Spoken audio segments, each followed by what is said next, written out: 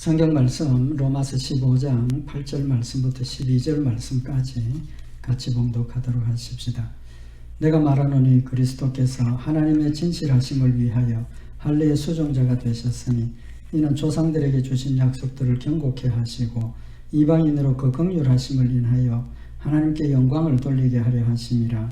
기록된 바 이러므로 내가 열방 중에서 주께 감사하고 주의 이름을 찬송하리로다 함과 같으니라. 또 가로되 열방들아 주의 백성과 함께 즐거워하라 하였으며 또 모든 열방들아 주를 찬양하며 모든 백성들아 저를 찬송하라 하였으며 또 이사야가 가로되 이새의 뿔이 곧 열방을 다스리기 위하여 일어나시는 이가 있으리니 열방이 그에게 소망을 두리라 하였느니라. 아멘. 우리 그동안 예수님께서 인간으로 이 땅에 오셔서 할례를 받으시고 또 세례를 받으시고 또 죽기까지 복종하신 그 이유가 하나님의 신실하심, 진실하심을 우리에게 증명하는 그런 의미가 있다는 사실을 상고를 했습니다. 하나님의 약속이, 아브라함에게 주신 약속이 예수님 때까지 변치 않고 있었고 예수님께서 그 약속을 성취하기 위해서 순종하셨고 또 성취하셨기 때문에 앞으로 예수님의 재림과 심판이 있다는 사실을 우리가 확실히 믿을 수 있도록 도와주시는 그런 의미가 있음을 우리가 상고를 했습니다. 오늘 이 9절에 있는 말씀을 보면 이방인으로 그 긍휼하심을 인하여 하나님께 영광을 돌리게 하려 하심이라.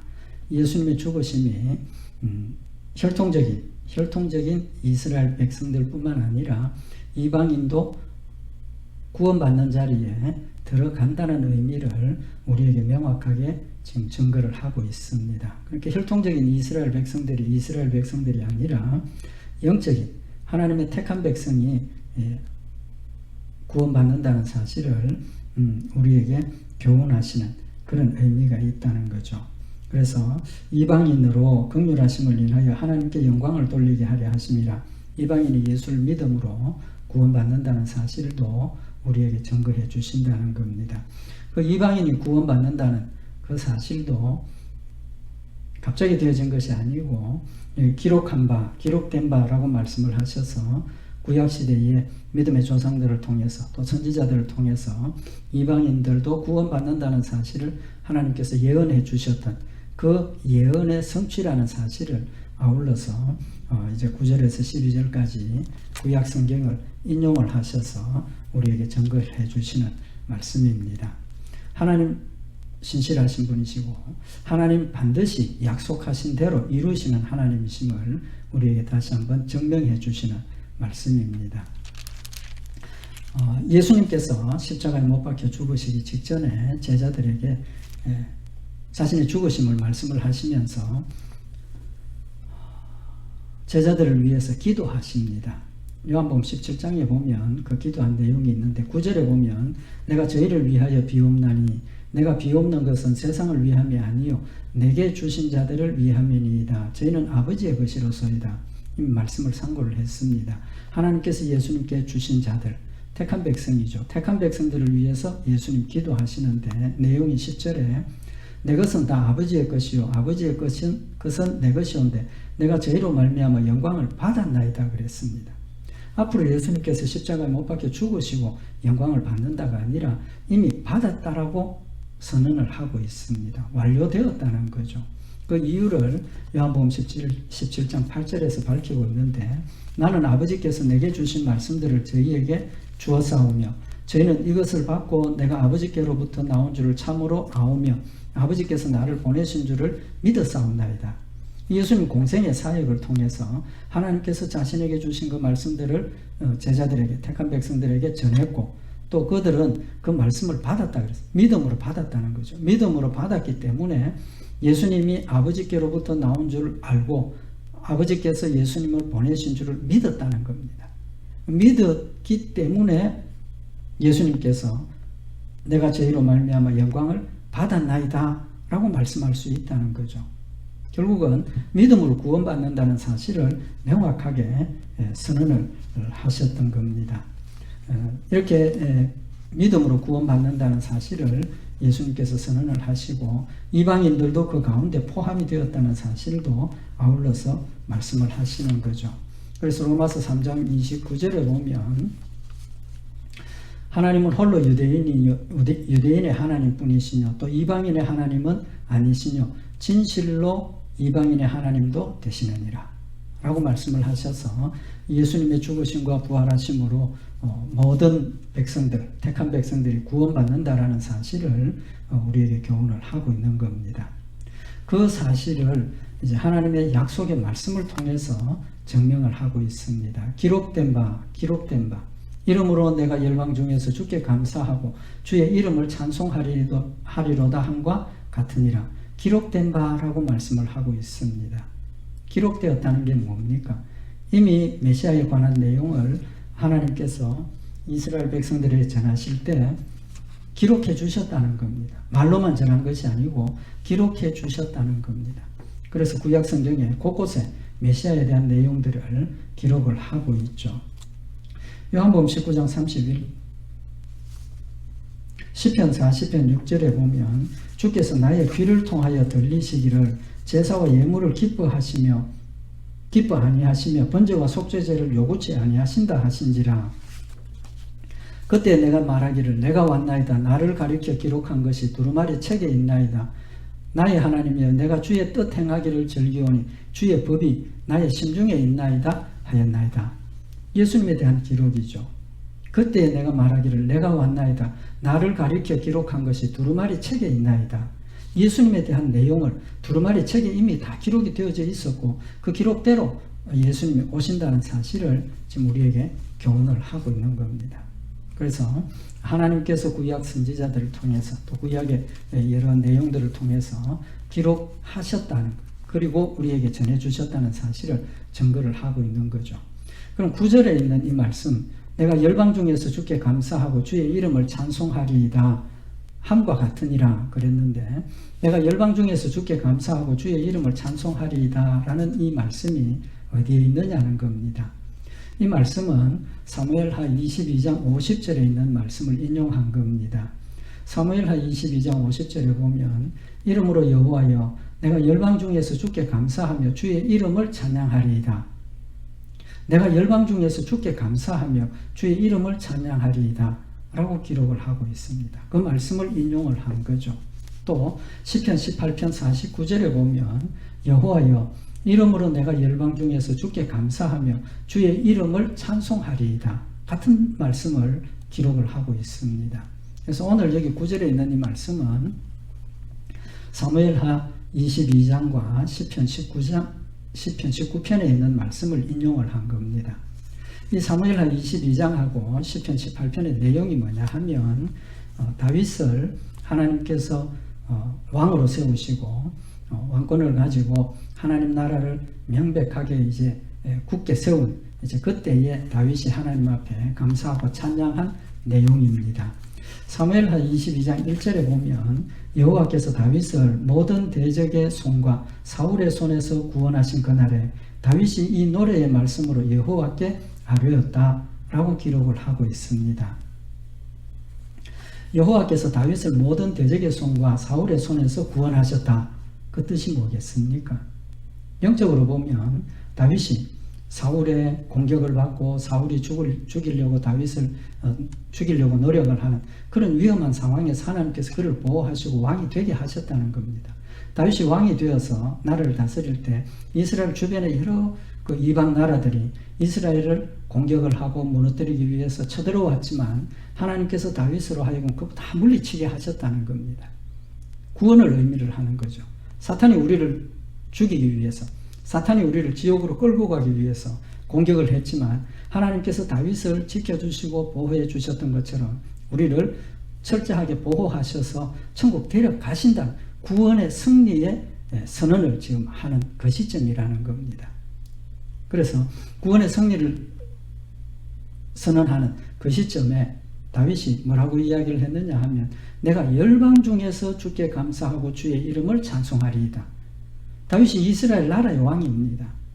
그렇다면 하나님, 내가 하나님의 나라 이스라엘 나라에서 주께 감사하고 그의 이름을 찬송합니다. 그렇게 하는 게 정상이겠죠.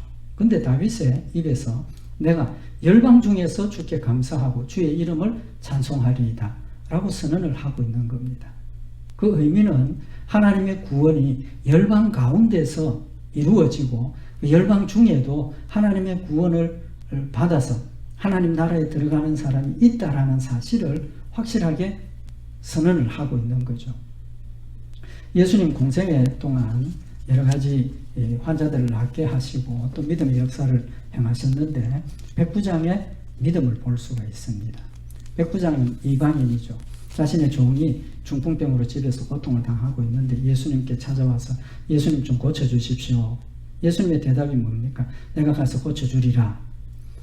백부장이 뭐라고 대답을 합니까? 주여 내 집에 들어오심을 나는 감당치 못하겠사오니 다만 말씀으로만 하옵소서. 그러면 내 하인이 낫게 삽나이다.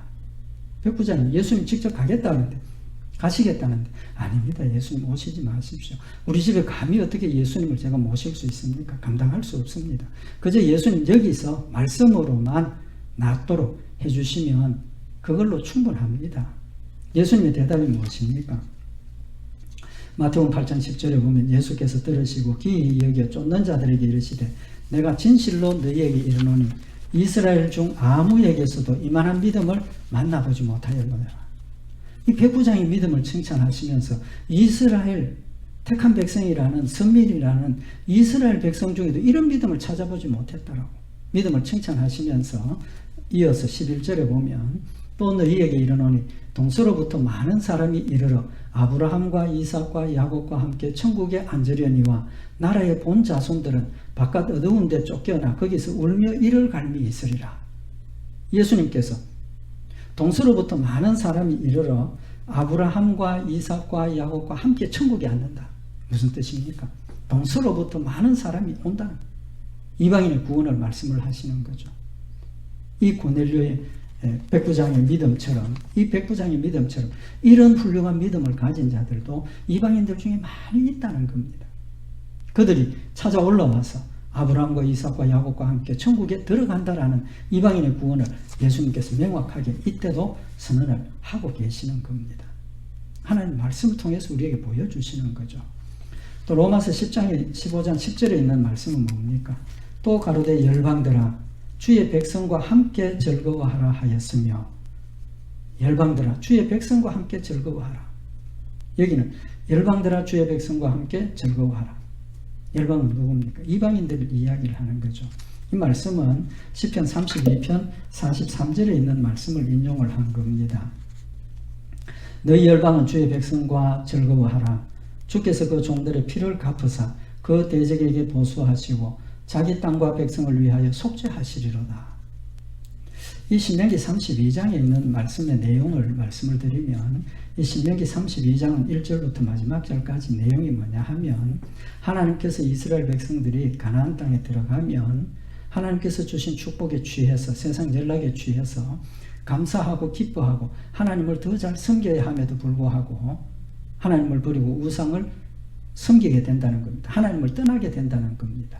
그때 하나님께서 이스라엘 백성들을 징계하시고 고통 가운데 넣으시고 우리가 알고 있는 것처럼 나라를 망하게 해서 40년 동안 나라를 포로로 잡혀가게 하시는 이런 일들을 행하시고 때가 되면 다시 그들을 예루살렘으로 불러들여서 회개하게 하시고 구원받게 하시는 하나님의 역사를 기록을 하고 있는 말씀입니다. 그래서 32장에서 주신 내용은 내가 앞으로 가나안 땅에 들어가면 하나님 주신 축복을 잊어버리고 내가 우상을 숭배하게 될 거다.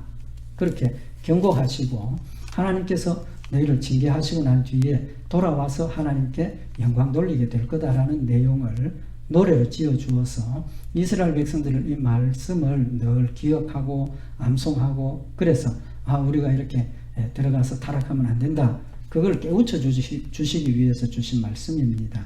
그 신명기 32장 15절에 보면 그러한데 여수론이 살찌매 발로 찼도다. 네가 살찌고 부대하여 윤택하며 자기를 지으신 하나님을 버리며 자기를 구원하신 반석을 경홀히 여겼도다. 너희 축복받고 하나님 주신 풍성함으로 하나님을 더 사랑하고 하나님을 열심히 따라야 되는데 오히려 하나님을 버리고 떠나갔다는 겁니다. 그래서 하나님께서 진노하셔서 신명기 32장 21절에 보면 그들이 하나님이 아닌 자로 나의 질투를 일으키며 그들이 허무한 것으로 나의 진노를 격발하였으니 나도 백성이 되지 아니한 자로 그들의 시기가 나게 하며 우준한 민족으로 그들의 분노를 격발하리로다. 하나님께서 징계하신다는 겁니다. 이방인들을 들어서 이스라엘 백성들을 공격하게 하고 이스라엘 백성들은 나라가 망하고 고통을 당하게 하신다는 겁니다. 그래서 하나님께서 이스라엘 백성들을 깨닫게 하시고 때가 되어 돌아오게 하심을 선언을 하시면서 신명기 32장 39절에 이제는 나 곧 내가 그인 줄 알라. 징계를 통해서 하나님만 참 신이시고 하나님만 우리의 구원주가 되시고 하나님이 우리를 지키시고 보호하시는 분이라는 사실을 이제는 깨닫고 믿어야 된다는 겁니다. 나와 함께하는 신이 없도다. 내가 죽이기도 하며 살리기도 하며 상하게도 하며 낫게도 하나니 내 손에서 능히 건질 자가 없도다. 하나님께서 이스라엘 백성들의 믿음을 다시 회복시키시는 겁니다. 깨달으라는 겁니다. 우상 아무리 숭배하고 우상을 아무리 따라가도 너는 망하는 길밖에 안 된다는 사실을 말씀을 하시면서 하나님께서 이제 나 혼자 하나님만 신이라는 사실을 믿으라고 권고하시고 이스라엘 백성들이 회개하고 돌아오게 됩니다. 근데 신명기 32장 43절에 너희 열방은 주의 백성과 즐거워하라. 주께서 그 종들의 피를 갚으사 그 대적에게 보수하시고 자기 땅과 백성을 위하여 속죄하시리로다. 하나님께서 회개하고 돌아온 그 이스라엘 백성들을 향해서 너희 열방은 주의 백성과 즐거워하라. 이스라엘 백성들에게만 주시는 말씀이 아니라 이방인들을 향해서 하시는 말씀입니다. 이스라엘 백성들을 회개하고 돌아오게 하셨지만 그 가운데 이방인들도 포함시켜서 너희 열방은 주의 백성과 즐거워하라. 그래서 명확하게 이스라엘 백성들 또 이방인들 함께 구원하신다는 사실을 교훈을 하고 있는 겁니다. 앞에서는 열방 중에서 라고 말씀을 하셨는데 여기는 너희 열방은 이라고 말씀을 하고 있는 겁니다. 그래서 앞에서 열방 중에서라는 것은 하나님의 복음이 이스라엘 백성들 외에 다른 열방에게도 선포가 되고 전도가 된다는 사실을 말씀을 하셨고 이제 여기 너희 열방들은 이라고 말씀을 하셔서 이스라엘 백성들 외에 이방인들도 복음을 받아들여서 하나님 나라의 백성들과 함께 즐거워하고 하나님을 영화롭게 한다는 사실을 지금 기록을 하고 있는 겁니다. 아울러서 마지막에 보면 자기 땅과 백성을 위하여 속죄하시리로다. 이 속죄한다라고 표현을 했습니다. 하나님께서 용서하시고 그들을 돌아오게 하셔서 회복해 하시는 걸 속죄라고 표현을 하셨습니다. 의미가 뭡니까? 메시아를 통해서 구원하신다는 사실을 우리에게 교훈을 하시고 증거하시는 거죠. 그러니까 예수님이 되어진 일은 하나님께서 이미 성경 말씀을 통해서 전에 예언하셨던 것임을 우리에게 증거를 하고 있는 겁니다. 또 11절에 있는 말씀은 뭡니까? 또 모든 열방들아 주를 찬양하며 모든 백성들아 저를 찬양하라 하셨다.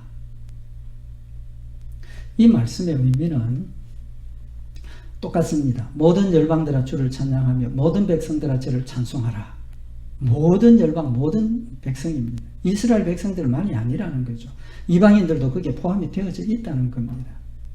그러면서 2절에 우리에게 향하신 여호와의 인자하심이 크고 진실하심이 영원함이로다. 할렐루야. 우리 옛날에 이 복음송에 많이 불렀던 가사 아닙니까? 우리에게 향하신 여호와의 인자하심이 크고 진실하심이 영원하다. 하나님의 인자하심이 크다. 우리를 구원하시는 그 하나님의 사랑이 정말 크고 넘치는 은혜로 우리를 구원하셨다. 믿음으로 구원받는 그런 축복을 주셨다는 것이고 진실하심이 영원하다.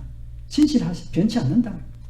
그런 사실을 우리에게 교훈을 하는 시편입니다. 이 시편 117편 1절은 두 절로 되어 있습니다.